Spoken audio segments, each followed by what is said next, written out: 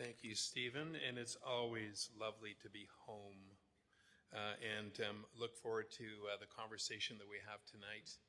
And my first task as moderator is to introduce this wonderful panel this evening. And we are so grateful that all of you have said yes to this conversation. The first is Paige Souter.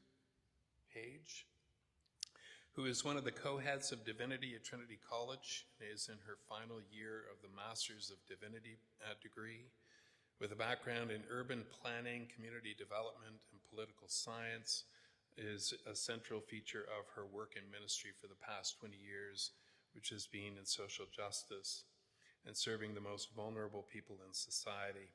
And she is a postulant for ordination in our diocese and a member of the Bishop's Committee for Creation Care. The Rev'd Alison Hari-Singh is the administrator of the Doctor of Ministry program of the Toronto School of Theology and is on academic leave from the parish of St. Andrew's by the Lake, and she is writing her dissertation on contemporary political theologies of church-state relations. Perfect for tonight. The Right Honourable Adrienne Clarkson, Canada's 26th Governor-General from 1999 to 2005. Madam Clarkson is universally acknowledged to have transformed the office during her 6 years at Rideau Hall and to have left an indelible mark on Canada's history. She's the best-selling author of the 2014 CBC Massey Lectures. She's made the astonishing journey from a penniless child refugee to an accomplished broadcaster and distinguished public servant in a multifaceted lifetime, and has received numerous prestigious awards and honorary degrees in Canada and abroad, and a lifelong Anglican. And Brian Walsh, who's recently retired as the Christian Reformed campus minister at the University of Toronto, a longtime member of this parish, a founder of the Wine Before Breakfast community, and is the author of a multitude number of works biblically in biblical theology and contemporary work, and is well known in this parish as one who is unafraid to speak his mind and his heart. And I would probably say that's true of all of our members of our panelists. Will you welcome them, please?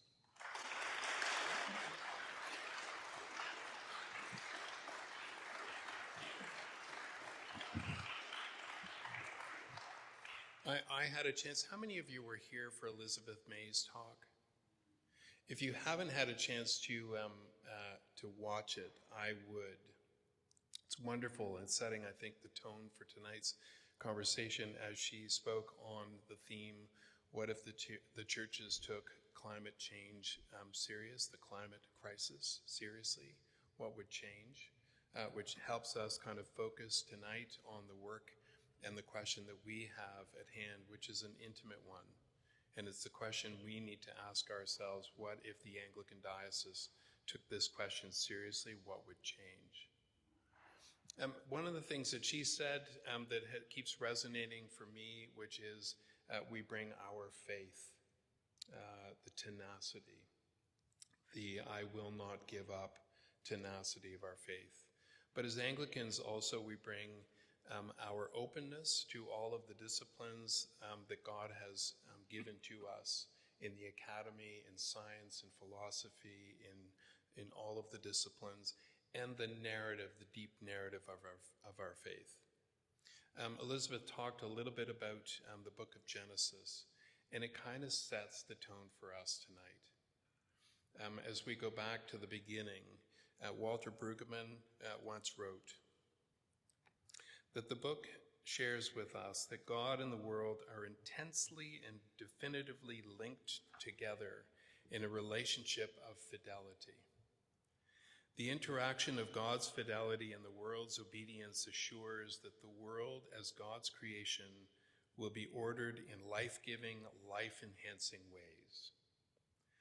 On the one hand, God will not act arbitrarily, and on the other hand, the world is not autonomous, going its own way, but must live and function according to the ordered intention of the Creator. And when we listen to the three creation stories in the early chapters of the book of Genesis, we hear in the first and second chapter that beautiful, poetic, prosaic way of describing each day of creation, which ends with that refrain that we could put to song. It is good. It is very good. And culminates with the Sabbath and rest.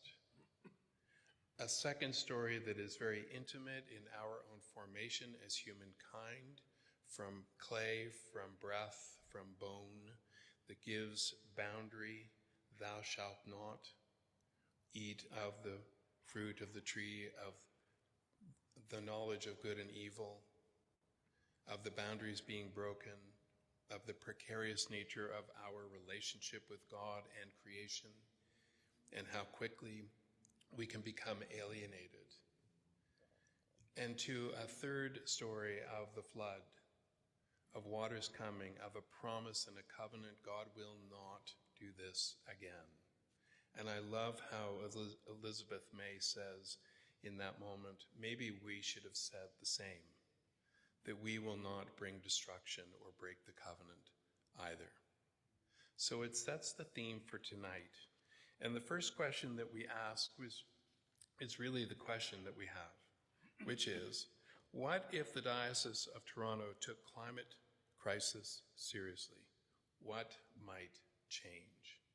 And I'll ask each panelist if they would just take a few minutes and share with us their thoughts. Whoever's ready to go. Adrienne. I always speak first. I've done that since grade 1 because you have to get things started.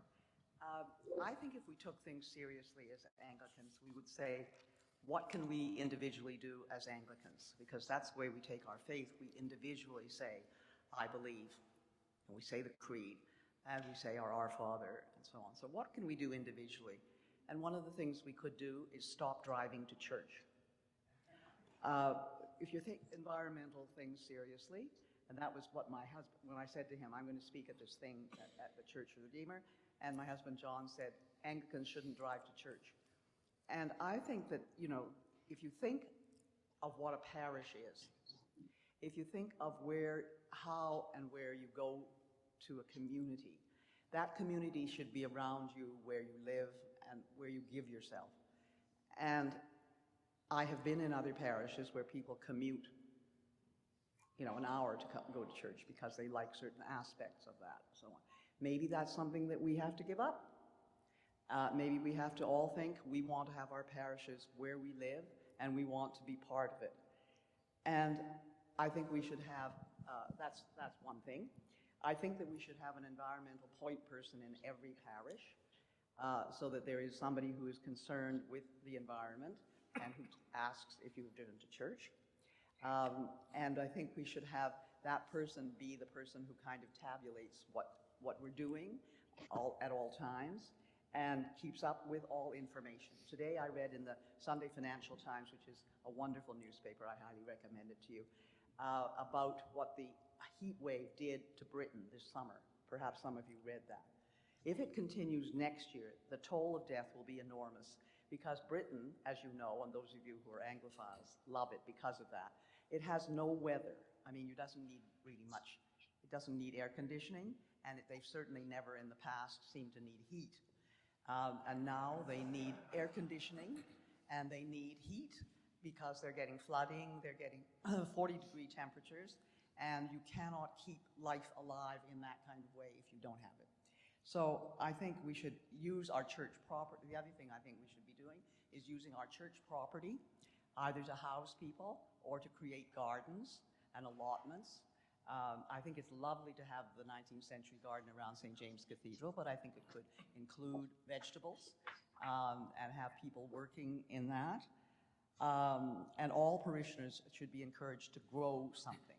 The contact with the earth is really, really important.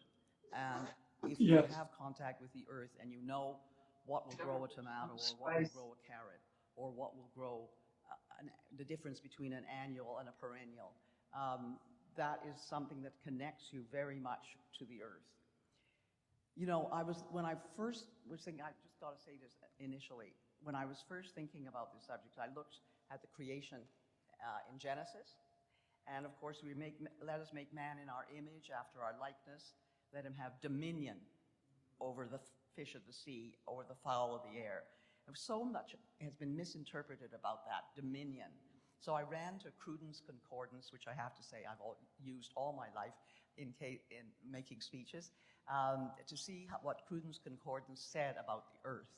And reading for about half an hour, matching things, it doesn't say anything that makes you understand how we live on the earth today, because it's all about material. It's not about that. And I think what we have to do is step up and do very, very, very practical things. All Anglicans should stop using plastic.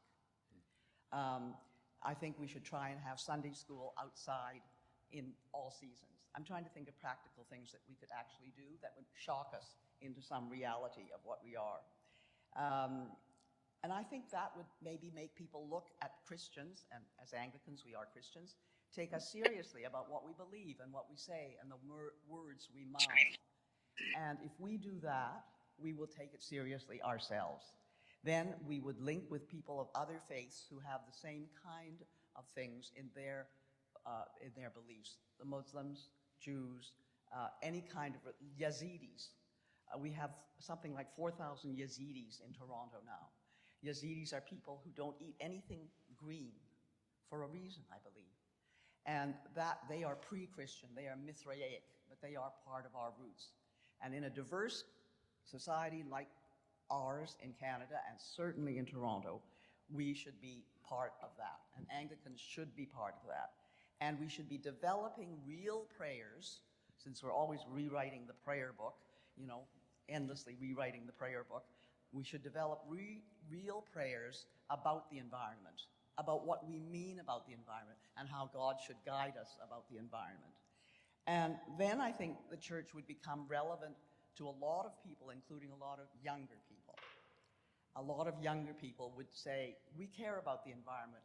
What on earth does these people in these buildings care about the environment? And I think the cost would be that we would be scolded. We would be probably made to look foolish, and sometimes that's not bad for us. And it would be good for us to be a little outcast and not establishment. And I think that's the kind of direction I'd like to see us go in as Anglicans. Take risks.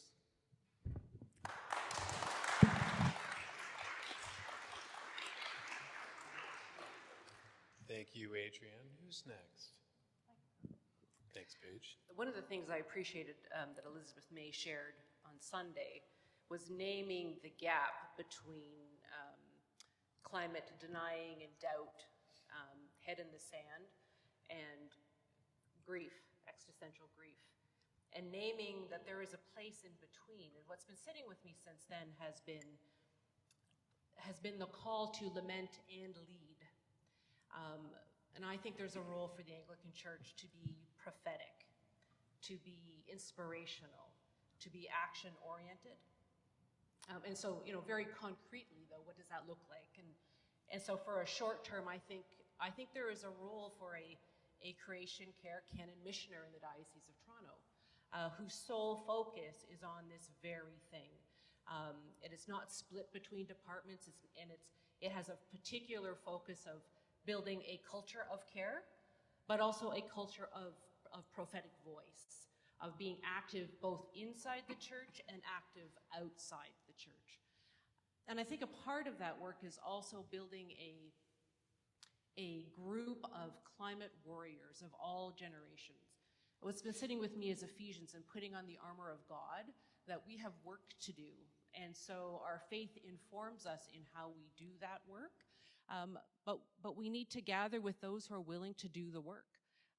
And not everybody can, and not everybody feels called to the prophetic work. We all have work to do, as the Governor General has mentioned, in our own lives. But let's call together those people who would be our warriors, that we would send out 2 by 2 into the parishes to do this work, and 2 by 2 out into the world to do this work. And then here, I think, is probably the more controversial one, Bishop. I think the church needs to live the reality that the cry of the earth is the cry of the poor. And I think it's time that we shifted how we fund our work in the community for those who are marginalized. And I ponder how we change our giving tool like FaithWorks to reflect the cry of the earth and the cry of the poor, and how we decide that we're going to respond to not only environmental refugees around the world, but the environmental refugees we have right here in the Diocese of Toronto who are affected by heat domes and cold and climate effects and extreme weather. Yeah.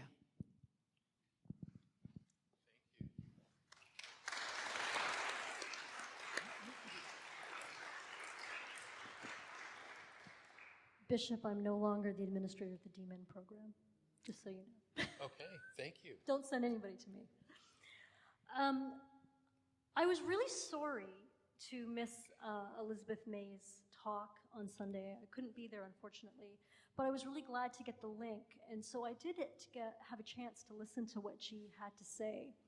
And I think, suffice it to say, I agreed with everything she was saying. But there was something in her talk that was underneath what she was saying, and it didn't actually get said. So I'm going to say it right now. I read a quote very recently by Vandana Shiva. Shiva is a scholar and an environmental activist, and she's known for her advocacy around food sovereignty for disenfranchised people. And she said, this, and I quote, "The disease is not the cure. The disease is not the cure. What is the disease? And the disease is capitalism." Anglicans have a long history of cozying up to capitalism. We see it as axiomatic. We see it as a given, perhaps even natural. We think of it as normal. And I think every single person in this room and online knows that the planet is in trouble. But do we really understand why? The climate emergency is intricately wrapped up in the way the global economic system of capitalism functions.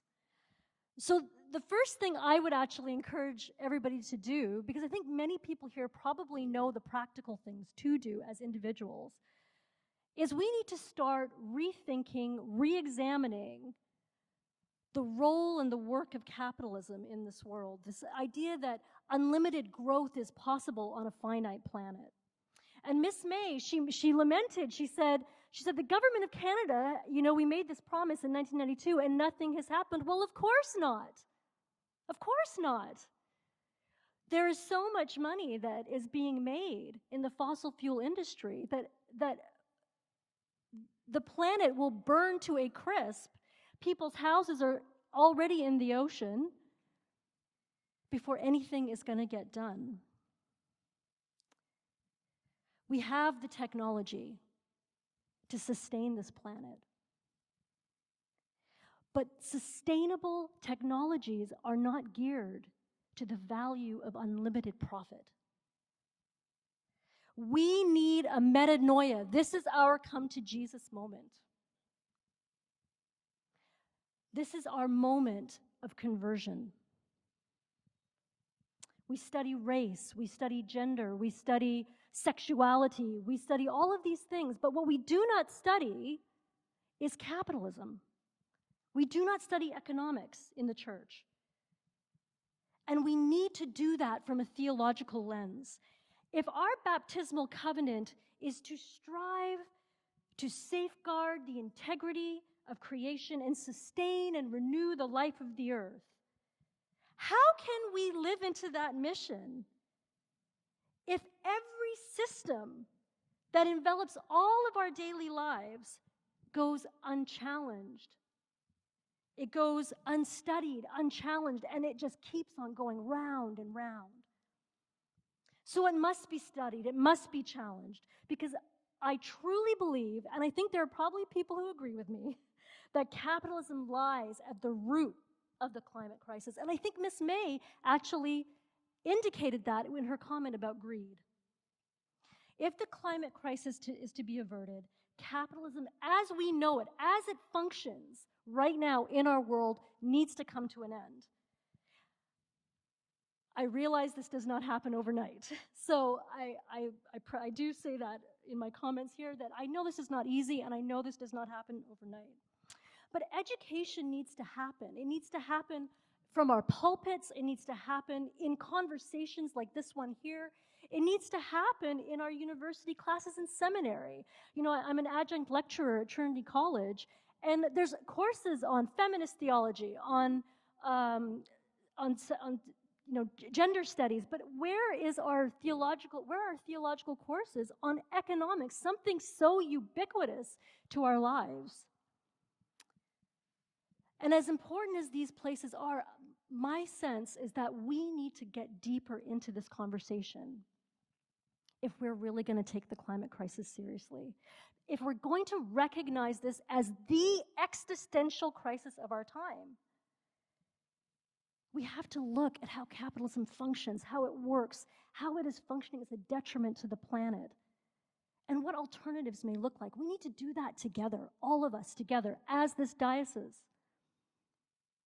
A failure to do this will leave us trapped in an economic juggernaut that sees no limit to a planet that is groaning in travail. I was looking at Romans 8 today. And it says, "For the creation waits with eager longing for the revealing of the children of God." The disease is not the cure.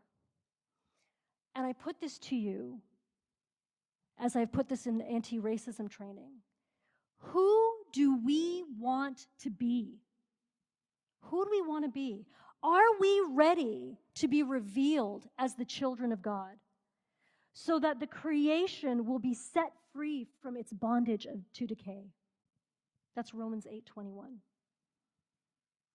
If we are ready, we will commit ourselves not only to eating less meat, yes, do that, to not using plastic, to not creating plastic waste, absolutely, but we will call the fossil fuel industry to account. Our governments hold our governments to account about what the fossil fuel industry is doing to this planet. Elizabeth May stood here telling us it's going up, up, up, up, up. What are we going to do on that governmental level? What are we going to do to challenge our governments to waylay this juggernaut of capitalism? If we are ready, this is our metanoia, our conversion, our change, our going one way and turning the other. And if we can commit ourselves to this learning, to this education, to this part of our baptismal covenant, as we await our redemption, we are awaiting our redemption. That's Romans. We can begin to live our lives in a way that resists death and destruction. And this will change our habits of consumption, and actually our hope for how governments function in this world, for transformation of party politics, and even our parliamentary democracy. Thank you. Good.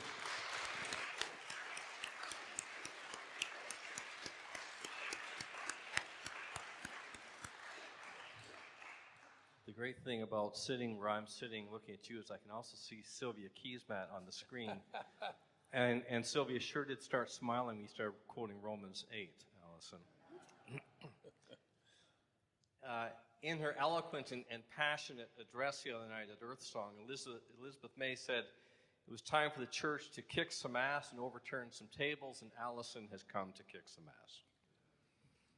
Now, apart from a reference to divestment in the fossil fuel industry, which would require some significant overturning of financial tables in our lives, Elizabeth May didn't specify which asses needed to be kicked in the church. Indeed, her talk seemed to have deliberately avoided specificity when it came to the church taking climate change seriously. But she did refer to our faith and hope, and she did refer, as Bishop Andrew has already pointed out, to the story of Noah. It was heartening to hear Ms. May testify that without her Anglican faith, she'd be toast. And her comment that in Genesis 9, the covenant and promise is between God and all creatures on the earth was important, as was her observation that while God promised never to destroy the earth again, a corollary promise from humankind was not secured in that covenant. There's much to be said tonight, but I'd like to take my lead from Ms. May and talk about Noah and faith. First, if the climate crisis is the defining issue of our age, if humanity is indeed on the precipice of what may well be a great extinction, if planet Earth is undoubtedly becoming uninhabitable for future generations, that is, if our crisis, our eco-emergency is frighteningly parallel to the ancient story of Noah, then we should ask the question, WWND, what would Noah do? Well, what was Noah commanded to do? He was commanded to drop everything and get to work on an emergency species survival strategy. He wasn't asked to add the building of an ark to the rest of his busy life of farming, engaging in trade, local tribal council, and maintaining the social and religious structures of his community. No, all of that was to be left behind so that all of his energy would be given to the ark. All of his energy was to be devoted to the only issue that really mattered, the defining issue of his time, that a climate emergency was upon him. If the overheating of our planetary home is the defining crisis that Ms. May says it is, then there can be no business as normal in our lives, and certainly not in the life of the Diocese of Toronto. No life as normal, because the trouble with normal is it always gets worse. Let me give you one example. The diocese has posted a position for a diocesan missioner, not a canon missioner the way in which Paige was talking about, but diocesan missioner. So what is the calling of a diocesan missioner in the context of a climate emergency? If we are looking for a deeper creation spirituality, an imagination of creational renewal in the face of climate crisis, pastoral care and evangelism in a context of eco-grief and a culture-wide anxiety, then what do we ask a missioner to do? You see, there can be no real congregational development, as we all know, apart from place. We already know that. Congregations happen in place. So we already do demographic, socioeconomic, and historical analysis as we think through congregational development, church plants, and reboots. So what happens if attention to the climate crisis is integral to congregational development?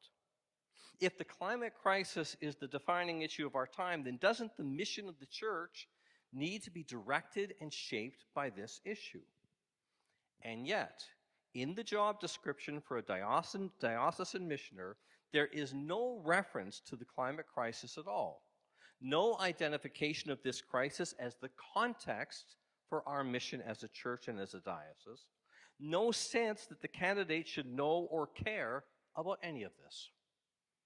You see, in the face of the climate crisis, getting bums in the seats may not be quite as important as getting feet on the ground, fingers in the soil, and bodies standing before pipelines.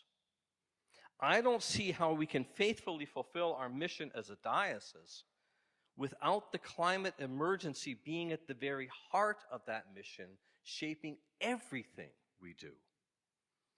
This leads to my second point. Ms. May noted that we have moved directly from denial to despair when it comes to climate change. And then she beautifully said that the church had faith and hope to offer a church and a world in such a crisis of despair. But my question is, what faith and what hope? Our time is too short for me to address all the matters of faith and hope in the Anglican Church that need radical reformation. But I do think we need to talk about heaven. Heaven. You see, just as truth and reconciliation with the original keepers of this land is impossible without denouncing and repealing the doctrine of discovery, so also, I suggest, must we denounce and repeal a doctrine of heaven that will always leave this earth behind in all of its climate destruction for a better place somewhere else. We must abandon a dualistic doctrine of heaven in our preaching, teaching, prayers, and hymnody. The dualism of earth, heaven and earth, soul and body, eternal and temporal, sacred and secular, grace and nature, spiritual and material, clergy and laity, will always undermine our care and commitment to this earth and will always legitimate a spirituality of escapism. If Alison was saying we're all Voltaire's bastards, then I'm saying we are all Plato's bastards. Without a dramatic shift away from the dominant heaven eschatology, there will never be a spiritual foundation or resilience in the church to face the climate crisis. If we believe that our ultimate goal is to live in heaven, then we will never care for creation with sufficient passion or love. This will require a massive undertaking of unlearning centuries of bad theology embedded in our prayer life, our hymnody, and our theological education. We must repent of a dualistic theology of heaven if we are to be faithful to this good yet deeply broken world that we receive as both gift and responsibility. There are all kinds of liturgical, pastoral, institutional, economic, evangelistic, congregational, educational, and discipleship implications of the climate crisis that we need to talk about. But without the single-mindedness of Noah and a radical commitment to this earth rooted in a transformative theology of creational renewal, we are, as Ms. May put it, toast. Indeed, burnt toast. Thank you.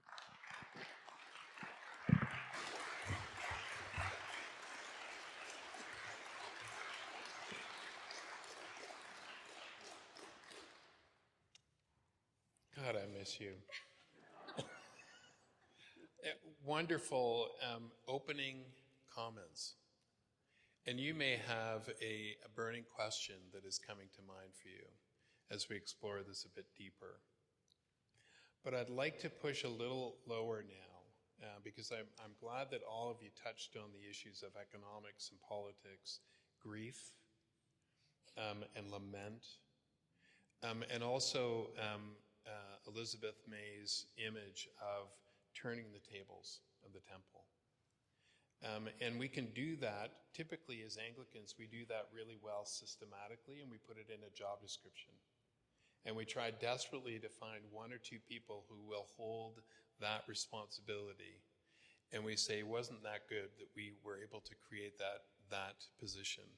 And often then we isolate that position as the one responsible for doing the changing.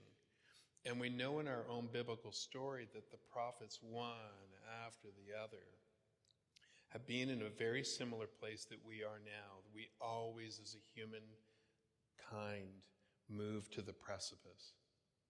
It's just in our nature. We could easily say that's a fatalistic approach. But if you were going to try and you were going to kick the tables over in a way that would leave a lasting impression for not just one or two, but for the generations to come in this moment, as the church stakes a claim for the future of heaven on earth, what would that look like for your average Anglican who has come through 2.5 years of pandemic, who say, Bishop, please, not one more thing. I'm so tired, we're holding it all together. And it's easy in the face of climate change to just hang our hands low. How would you kickstart in a moment in our own congregations to say the time is now? I think it's very important after Brian's very eloquent and completely heretical plea. He covered the heresies of Arianism, Pelagianism, and Monotheism in his delivery of what we are and how we expect to be. And if you're saying that we have to recreate what we are as Christians, then I think you should just come out and say so. And then do practical things about it. Because at Trinity, we were required as undergraduates to do religious knowledge, and very seriously. And when the college dropped that for undergraduates, I think it lost a lot of its appeal for Anglicans and also for education of people. But the heresies are always interesting because they show you what the main thread is to be, and that's what you were trying to show us. I think if we're going to be practical and live as Anglicans today with a limited lifespan of, I'm 83 now, I can expect probably to be 89. That's what my GP said to me the other day.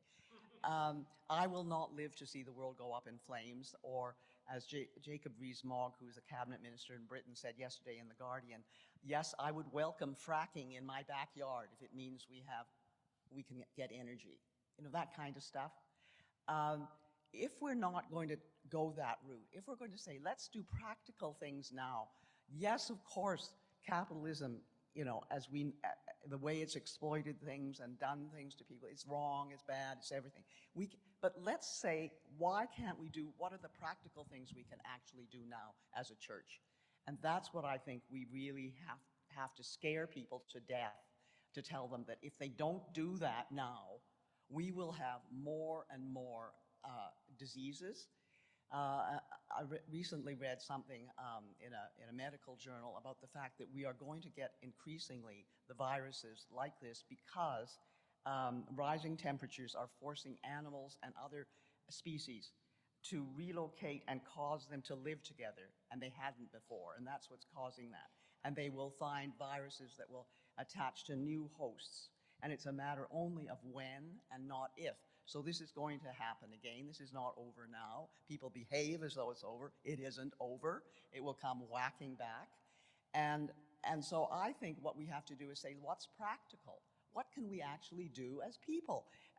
Not as political theorists and not as people praying for a heaven to come, but what can we do? And that's why I suggest a point person in your parish. That's why I suggest that we have new prayers, that we really, if we are interested in prayer, and I think those of us who are in the church, that's one of the things that draws us here, is prayer.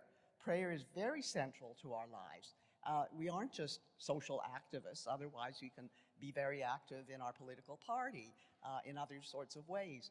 But if we are actually Christians, if we believe that Jesus Christ came down on earth and died for our sins, then we have a different role to play. And that, I think, we can then use the political world that is there. And I have a number of things that's the third or fourth question, which I think are very practical that can be done. And not to say, for heaven's sake, the politicians aren't listening, or you have to go and beg politicians to do stuff. I'm interested in what we could actually do right now, and we as church people could do right now. Thank you. Others? Well, I've had the benefit of working with parishes on helping them understand creation and why it matters to us as Christians. And I think I prefer the question, if you loved this planet. I mean, does that sound familiar, right? Back in the nuclear Armageddon days. If you love this planet.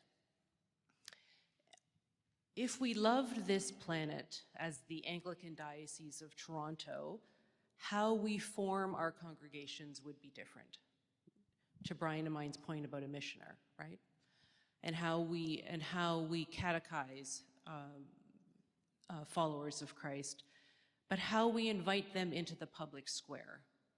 So I mean, the reality is this. I'm a vegan. I've been a vegan for a number of years, and I'm a vegan because of my commitment to the planet. That's going to make zero difference at the end of the day, right? So we can add up all of our little individual actions, and they're very important because it's how we show up as followers of Christ in the world. It's not enough. And so the question is, what's the role of the church in the public square? What's the role of the church in parishes, right? Fear is not a motivator for the change, sustainable change for individuals in their own lives. It is love. Metanoia comes from the place of love and joy, interconnectedness, relationship, encounter with the risen Christ. It is not fear of Christ that motivates. It's not the fear that the planet will fall apart that motivates. And we know that because this is why we're in the moment we're in. So to answer your question, Bishop, I think the missioner's role is not so much a position as it is a calling to be a leader that helps to form parishes. I can envision somebody who goes into one parish every single week, and it's not only preaching, but sitting and being with and answering questions. That's inviting people to a march, because that matters, right? That's inviting people into formal parts of education that helps us open ourselves to new ways of understanding the way the world actually works. That invites people into the place of discomfort and uncertainty and grief and hope. Because that's the central message of the gospel, isn't it? That there's hope in all of this. That's the point. And so if we really believe that if all things with God, things are possible, then surely how we invite people into metanoia is based on hope and love and beyond ourselves. That feels like a really long way to get to the place of it is in parishes, in the place where they're at, that we invite them into relationships in the place that they're at. It's not in the abstract and it's not in the individual, but it's inviting them to have the doors of the parish blown open and on the outside, right? If you want to ask the question of what do we need to stop doing? Stop worrying about the building, right? Stop worrying about retrofitting the building so we can reduce our greenhouse gases and saving ourselves money. That's important. But I'm much more interested in how do we use that building to help build a resilient community in the time of a climate disaster, in the time when we have people on the street who are burning to death because it's so hot or it's so cold. Let's think about how parishes invite them into the process of thinking about and praying about how we use the resources that God has already given to us as Christians and followers of Christ to be Christ in the place where they're at. And a canon missioner is not an individual position. It's one of a team that's gathered to do that work. Thank you. Alison or Brian?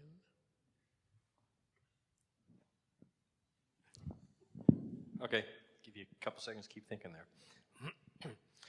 I think that the question is kind of parallel to the question of how to get people to care about environmental issues, right? And in environmental ethics, there's all kinds of possibilities. There is, one does it because of the greater good. One does it because the disutility of environmental disaster outweighs the utility of economic growth. You do it because of self-interest. You might do it because you have a commitment to future generations and you actually do care about your grandchildren. None of those actually work. I think that the kind of environmental ethic that we need is a character ethic. It's a virtue ethic. That people act out of who they are. And who they are is shaped by the communities in which they have been raised and the narratives, the stories that shape them.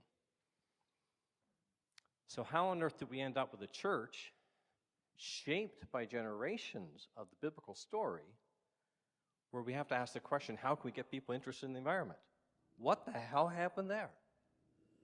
What went so terribly wrong in our Christian formation that we are even asking this question? And character is shaped in a community generationally. We don't have time for generational character development. We're screwed now. You know, the situation is very immediate to us. But there is no other way except the shaping of character and the shaping of community. And so then I think that things like canon missioner community helping to shape us is important. I think liturgy is important. And you know, one of the things that has begun to shape us over the last number of years is this repetition in various terms, various languages, various ways of expressing it, of a land acknowledgement. We think it's important to have a land acknowledgement in our gatherings. So we acknowledge that we are settlers, and we acknowledge who the original inhabitants and earth keepers were. What I find interesting about the land acknowledgement is we never talked about the land. We talked about the people. We never actually talked about the land. What would happen if we started including in every service a land acknowledgement that identifies something about our watershed, identifies something about the soil that is underneath this church, identifies something about the species, which creatures are migrating through right now, what's happening with our trees? What would happen if part of our liturgies was we went back to that original calling of Hadam, the earth creature, to name? What would happen if we just started naming in services? And this is a small thing, but we're going to talk about the ruby-throated hummingbird. And there's going to be a 3-minute conversation about the ruby-throated hummingbird. Or perhaps in moments of lament, we're going to name creatures that we've lost. And we're going to have a picture of that creature. If it's an animal or a bird, maybe we'll have the sound that creature used to make. Maybe that would begin to shape us in our character, so that we begin to care. You only are going to care for that which you love, as Paige said, and you can't love without knowing. So, you know, Braiding Sweetgrass, Robin Walker Kimber. There's a book, an indigenous author who's a biologist, in which she weaves together beautiful biological descriptions of various kinds of plants and animals with indigenous mythology and narratives. Man, that's the kind of stuff we need in Sunday school.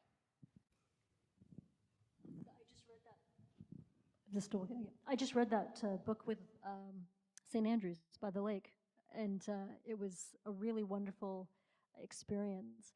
I have so many thoughts floating around in my head that they just sort of keep pinging everywhere, and you've all said things that I was thinking. If there's one thing that I would encourage all of you to do from a spirituality perspective, being the priest at the Island Church has taught me something. I'm on leave right now, but I've been there for about a year. It forces you to slow down. We live in a world that wants everything to go fast and immediate, that immediate gratification. And having to journey, it's like a pilgrimage to the island, get to the dock, get on the boat, walk then to the parish. This is an intentional slowing down in a world that says go faster, have more, do better, go higher. And so liturgy, yes, absolutely. Prayers, absolutely. Really bad theology, let's overturn it, absolutely. But also, let's walk. Let's be outside. Let's go to Brian's farm. Sorry, I'm inviting people to your farm. Let's go to Brian's farm. Let's plant things like Adrienne, Miss Clarkson said right here. Let's get, those are some practical things that we can do. Let's build cooperatives in the space that we have. So these are but really, what, from a spirituality perspective, slowing down, it is so resistant. The pandemic was good for that. It actually did something good, which was it forced us to slow down for a while. Did you listen during that time? I tried to. I don't know how well I did with it. Thank you all for those comments. Are there questions that folks may have in the room? And if you do have a question, do we have a microphone that folks might use? And there may be some questions online as well. And if you do have a question, I believe that you will be brought into this room via Zoom to ask the question live. Questions from the floor. As a Mi'kmaq person, I loved what our Governor General said and her dear husband. I got off the metro early tonight, and I didn't take the escalator. I had fun. A young girl rushed ahead of me, and I thought we're in a competition, so I took 2 steps at a time because I love walking. And when I got to the top, there were 2 OP officers, and I thought they're looking at us. And so I stepped over and I said, I just congratulated her because she almost beat me. And then I told her, I'm 75. That got attention. It doesn't matter who I am in titles or degrees, or even that I'm Mi'kmaq. And what I would want to ask, and I love Elizabeth May and her work and her prophetic evangelical work regarding the hazards of the universe. I am a universal Christian. And while waiting for Elizabeth May, I picked up a book. It wasn't too expensive, but looked very interesting. And if I may, I'll add my question when I read from Just Went's book. As an Aboriginal person, he writes with such power, and he says, storytelling in all its forms is one of Indigenous people's best weapons in the fight to reclaim their rightful place. When will we be allowed to tell our stories rather than ask questions to the experts? Thank you. I love you all dearly, and I think this is an exciting moment. I love living in the now. Thank you for that. Georgie first, then this person, then this person. Hi, can you hear me? Awesome. So I am going to use this as an opportunity to be a little bit provocative, and I have a question. I'm going to give you a little bit of preamble. I talk too much. I apologize in advance. In another lifetime, I worked as a researcher with 2 spirit men who were living with HIV. And years later, when I came back to the Church of the Redeemer and I began to study theology, I developed a deeper appreciation for the spirituality and the relationship of Indigenous folks to the land. So my question is, what if we were to give stewardship of church lands, church education, of the way that we approach the climate disaster and our relationship to the land give that stewardship back to Indigenous folks, to the Indigenous members of the Anglican community, to women, to people of color, to Two-Spirit folks, to queer people? And what if we learn to listen better? Those are my questions. Adrienne. I think that's a very interesting question, because when you say, when you're asking about giving back, who had them originally, right? And in Canada, we know who had originally is the Indigenous people, all our Indigenous peoples. So the people that you listed, the Two-Spirited, people with AIDS, etc., what you're really talking about there is the people who have been excluded from our development and our really rather self-centered idea of what we are as a Christian civilization. And you're saying, where do we belong in it? And I think that's such a legitimate question. And it ties in with, I don't know the answer to that. It's just that it's something that we have to always be aware of. And I think that this parish and this congregation is very aware of it. It's part of why I really like it, and I hope you'll be part of it, because that's what we're about. But I think that to help you a bit, if you don't mind, I'd just like to help our bishop here. I think one of the things that this was appealing about this panel to me was that you were asking us for some practical ideas that could help.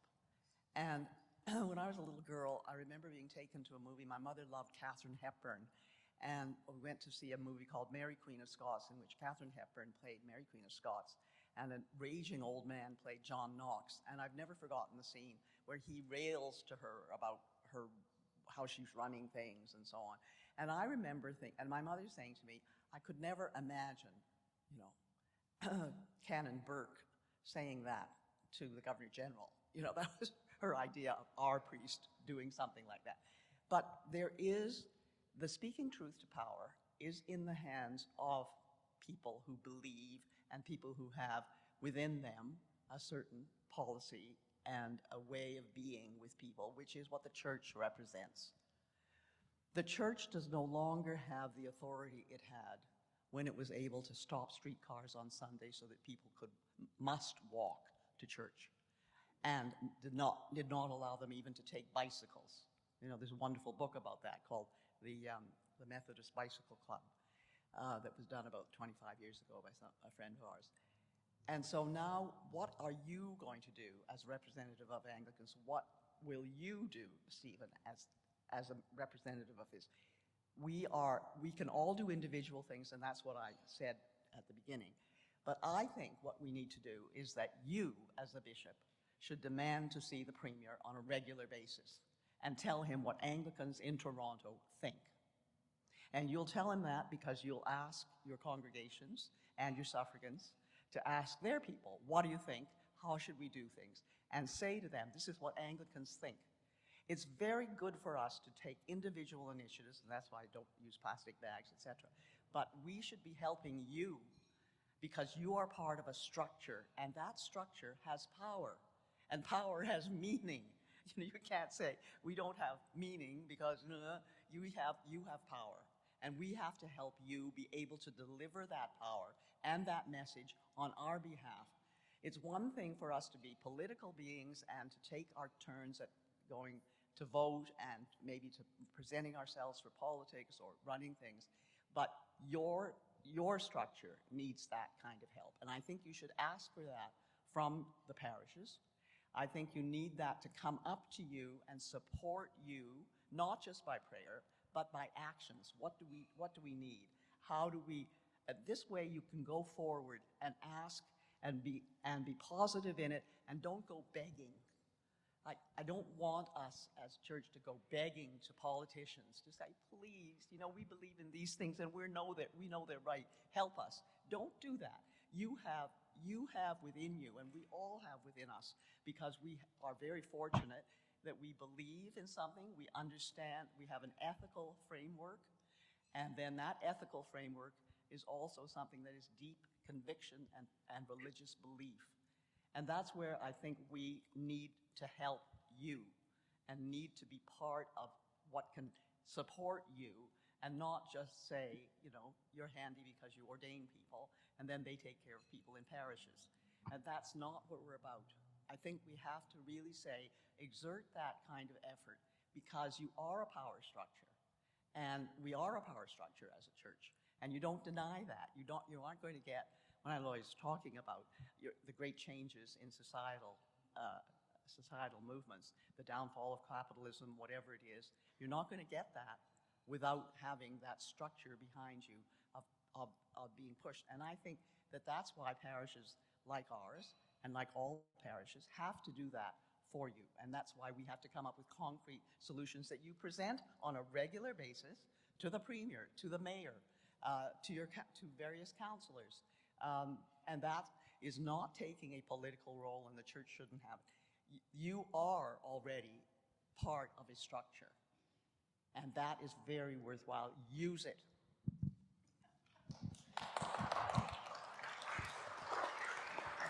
If I could just make a comment about that. I really appreciate that comment, Adrienne, I really do, because I think any time that we have opportunity as church leaders to be very close to political leaders, business leaders of all businesses, I think there are opportunities that we take for granted that actually create community.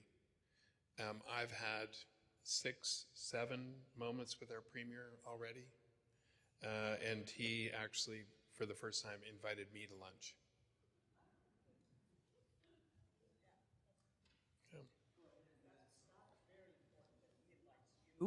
Because then that shows that it's a relationship of equals, and you're not going begging for that. None of us want our bishop to go begging to political power. It is a matter of one structure that is able to speak to the one that has influence, intermingling influence, and it is a relationship that has to be really well handled and cherished, because that's where you will get action. Can I just respond a little and just play a bit of a devil's advocate? That makes me somewhat uncomfortable in an age where we are as a church trying to decolonize and be mindful of the structures of power that we have had. And so I don't think it's not having the conversations, it's how we have conversations and who we bring to those conversations with us. And with you, and I mean, you have an entire team that's working on advocacy, and it's not just the Anglicans at the table, it's a ecumenical kind of a thing. But there's a cautionary tale in that if we're too close, we are invested. And the invitation is to divest in all ways, not just with oil. I would like to ask people to pursue an idea that Brian brought up on climate liturgy, or something parallel to that, and that is climate literacy. I think not many Canadians know how badly off we are and how great the crisis is, not just only people in the church, but generally. And could parishes play a role in having programs of climate literacy, not just for their own members, but for the community at large, so that people will really know how bad it is and what the options are that can be taken to the political structure? You're on. Am I on? Okay. Yeah, that's a great idea, and I think that is part of the educational responsibility of the church. One would say, well, why should the church be helping children to develop eco-literacy? Well,